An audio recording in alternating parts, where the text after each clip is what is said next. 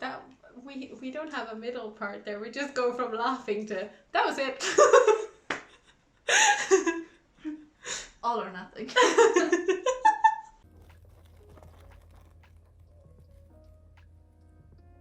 Hello everybody, I'm Anna. And I'm Michelle. And we're the two mythical unicorns. And in this video we're gonna talk about why we read in English. As non-native English speakers. Yeah. So I figured we'd start at when. So Yeah. when did you start going into, okay, I might read this book in English? At what age about? When I was done with 9th grade, like the summer there, after 9th grade. So 15? 16. 16 even. Yeah. 7th grade. So I believe I would have been 13. So not the first term, the second term. And why? For me it was, I got Twilight as a birthday gift. Mm-hmm. And it was in English because my parents thought, why not try it? Like, Try it out. see if you enjoy reading in English, because I read a lot of books in Swedish. I don't know if they tried to slow me down. This way she can't read as fast. Yeah, now it's gonna take longer time. I don't know, probably not. I got it as a birthday gift and I tried it. And then I tried to read Oh New Moon in Swedish. That doesn't work. Yeah, so I bought that one and then I read the first sentence and I was like, no. No.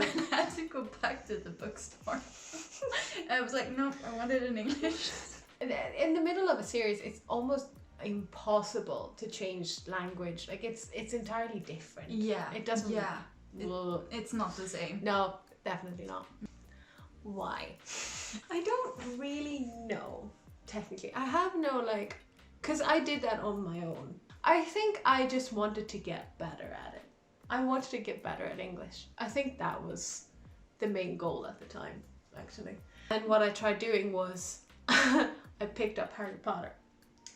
Because I was like, well, I know this story already. Yeah. This is the place to start. Because Yeah. I already understand the bigger plot of it. Yeah. And I know who everyone is. Yeah. And that was actually a pretty good idea. By 16, Mm-hmm. we Yeah.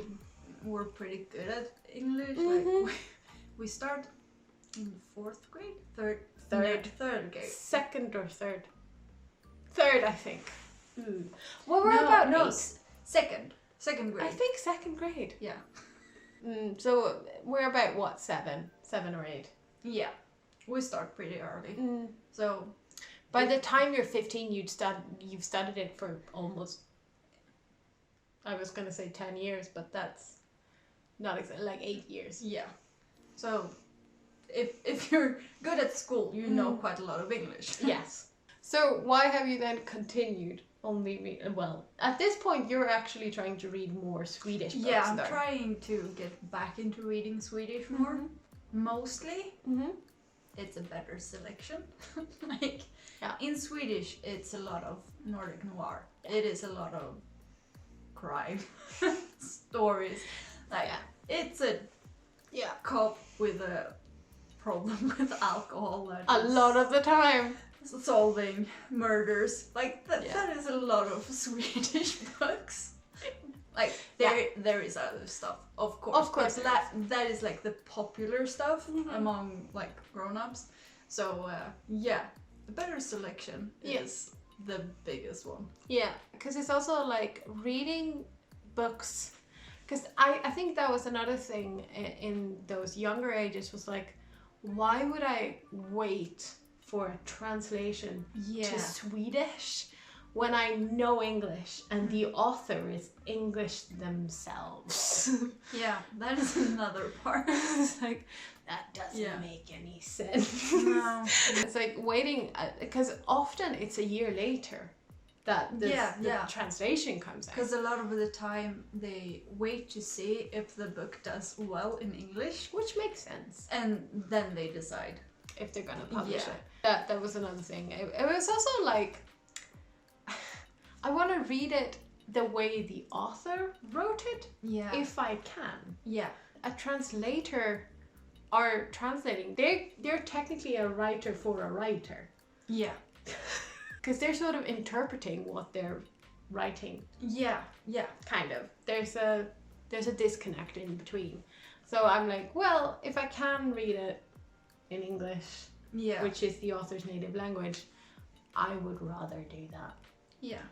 Because I've done a few where I've proofread translated texts, and I think it sounds weird, and then I have to look at the original text to see like where is the weird thing that's going on, and then I was like, oh, this is not the way I would have done it. Yeah. Because I take something completely different from the text than what the translator has done, and I'm like, okay, how do I fix this in a good way? An example of this is like I read If Cats Disappeared from the World, which is originally in Japanese. I ended up reading the Swedish translation. I have ordered the English one. And it's very different because Swedish, it's not a particularly flowery language. No. It's pretty direct. Yeah, and that is another reason why I've read so much in English, and it like takes practice to get back to Swedish. Yeah. Because it sounds lame. Like, that's the only way, yeah. Yeah, that is the best way to describe it. It's like you've read like poetry or Patrick Rothfuss, and then you're trying to read something a 14-year-old wrote. You go, No. And it takes practice to get back to the language. It really So, does. like, by now, I've gotten used to it and I'm back into it. There are still some phrases where I go, ooh, that would have sounded so much better in English. But, like, in general, it's okay. Yeah. It's like, it's funny though, because like, I think you've also read Odin's Barn. I started. You started it. Yeah. The author of that is Norwegian. Oh. And I was like, well, they are translating that to English this year, actually. If you want to read something that's like Nordic fantasy, that's pretty good, actually. But I would not read an English translation of a Norwegian author. I would rather read that in Swedish because those languages... Yeah, it's closer. Yes. Yeah. And it's the same with a Danish author, Yeah. for instance. Like, those languages are very close. Like, they're different. Yeah. Very different. But they're close enough that I wouldn't read an English translation. No, because I want to get as close as possible to the original.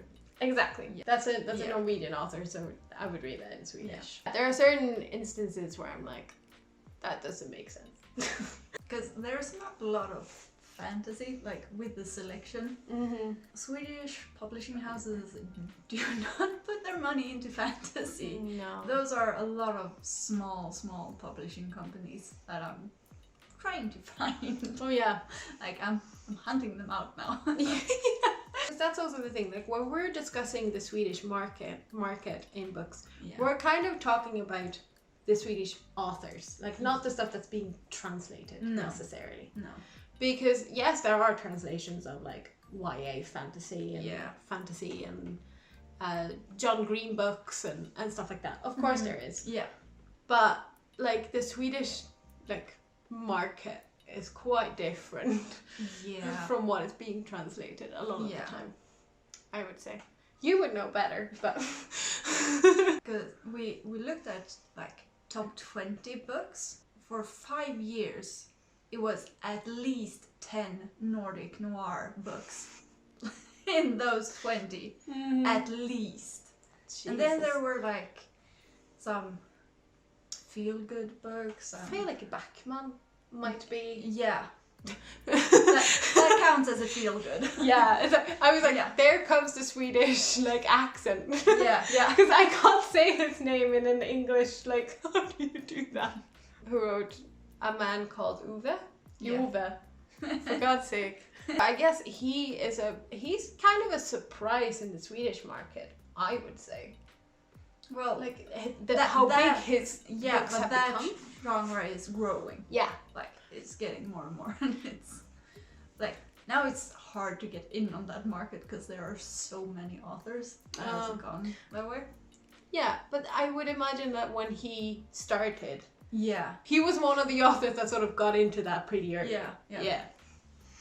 Should we wrap this up? Probably. So that was it for this video. If you enjoyed it, please give it a thumbs up. If you haven't subscribed already, please do that. And until next time, bye! Bye.